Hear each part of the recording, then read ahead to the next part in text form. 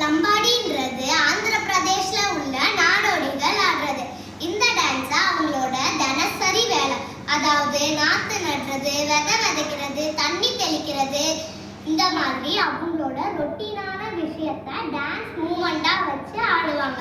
இந்த பண்பாடு மற்றும் விளையாட்டு வாரத்தினால மாநகராட்சி தொடக்கப்பள்ளி கருமாரப்பேட்டையிலிருந்து ஸ்டூடெண்ட்ஸ் நாங்கள் உங்களுக்காக